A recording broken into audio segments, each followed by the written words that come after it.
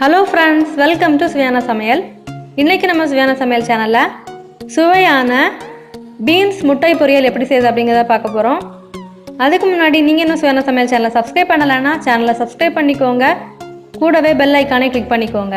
வாங்க சுவையான பீன்ஸ் முட்டை பொரியல் எப்படி செய்கிறது அப்படிங்கிறத பார்க்கலாம். பீன்ஸ் முட்டை பொரியல் செய்கிறதுக்கு தேவையான பொருட்கள்: உங்களுக்கு தேவையான அளவு பீன்ஸ் எடுத்துக்கோங்க. இந்த பீன்ஸை தண்ணியில் நல்லா கழுவுனதுக்கு அப்புறமா இந்த மாதிரி கட் பண்ணி எடுத்துக்கோங்க. ஒரு கொத்து கருவேப்பிலை, ஒரு காய்ந்த மிளகாய், உங்கள் காரத்துக்கு ஏற்றவாறு பச்சை மிளகாய் எடுத்துக்கோங்க. 1 டேபிள் ஸ்பூன் உளுந்தம்பருப்பு, 1/4 டேபிள் ஸ்பூன் மஞ்சள் தூள், 1/4 டேபிள் ஸ்பூன் ஜீரகத்தை தட்டி எடுத்துக்கோங்க. தேவையான அளவு கடுகு, 6 சின்ன வெங்காயம் கட் பண்ணி எடுத்துக்கோங்க. ஒரு முட்டை எடுத்திருக்கேன். தேவையான அளவு உப்பு, தேவையான அளவு எண்ணெய்.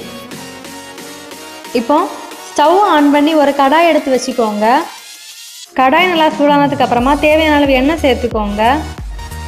எண்ணெய் நல்லா சூடானதுக்கு அப்புறமா கடுகு சேர்த்துக்கோங்க. கடுகு பொரிஞ்சதுக்கு அப்புறமா ஒரு காஞ்ச மிளகாய் ஆட் பண்ணுங்கள். கூடவே கருவேப்பிலையும் சேர்த்துக்கோங்க.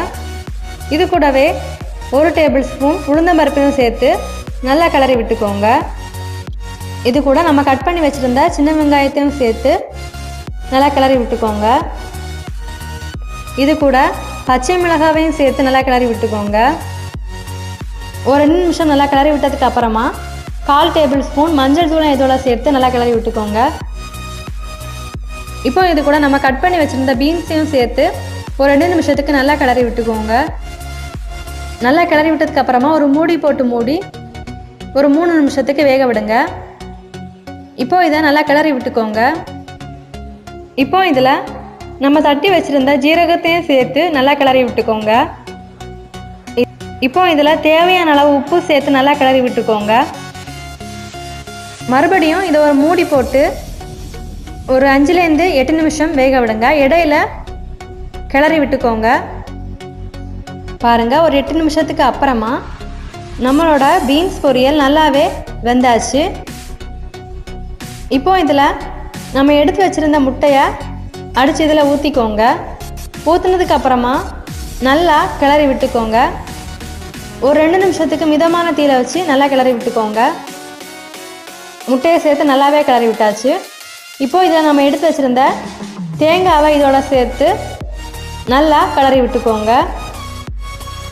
பாருங்கள், நம்மளோட சுவையான பீன்ஸ் முட்டை பொரியல் ரெடி ஆகிடுச்சு. இந்த பொரியல் ரெசிபியை கண்டிப்பாக ட்ரை பண்ணி பாருங்கள்.